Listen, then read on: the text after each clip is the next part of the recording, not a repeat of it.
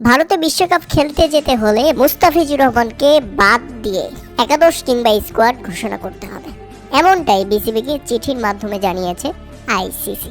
হ্যাঁ দর্শক, শুধু মুস্তাফিজুর রহমান নয়, আরও দুটি কারণ জানিয়েছে আইসিসি। সেই কারণ দুটি বলছি। তার মধ্যে দ্বিতীয় যে কারণ সেটা হচ্ছে বাংলাদেশি দর্শক সমর্থক পতাকা কিংবা বাংলাদেশের জার্সি গায়ে বাইরে ঘোরাফেরা করতে পারবে না। বাংলাদেশের নির্বাচন যত ঘনিয়ে আসছে, ভারতে গিয়ে বাংলাদেশের খেলা ঠিক ততটাই ঝুঁকিপূর্ণ।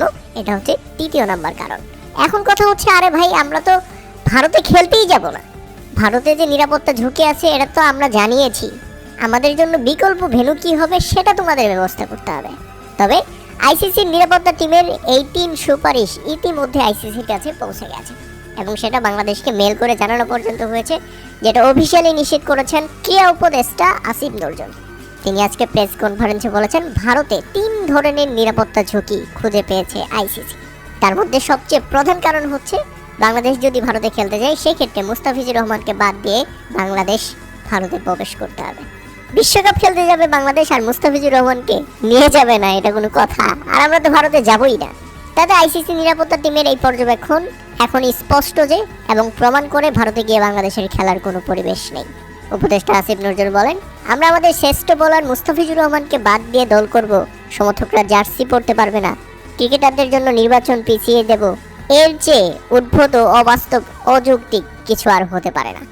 মুস্তাফিজুর ইস্যুর পরে ক্রীড়া উপদেষ্টা বলেছিলেন, ভারতের টি-20 বিশ্বকাপ খেলা বাংলাদেশের জন্য নিরাপদ নয়, ভারতে গিয়ে বিশ্বকাপ খেলবে না এমন অবস্থায় যৌক্তিক সেটা আবারও প্রমাণিত হলো।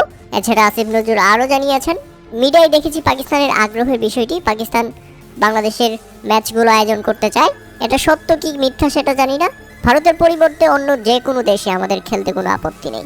এবার কল্পনা করেছেন, বাংলাদেশ বিশ্বকাপ খেলতে যাবে মুস্তাফিজুর রহমানকে বাদ দিয়ে, আবার বাংলাদেশের সমর্থকরা জার্সি বা পতাকা নিয়ে চলাফেরা ঘোরাফেরা করতে পারবে না, এমনকি গ্যালারিতে হাজির হতে পারবে না, আবার বাংলাদেশের নির্বাচন পিছিয়ে দিতে হবে বিশ্বকাপ উপলক্ষে। শালা কতটা দুঃখজনক ব্যাপার।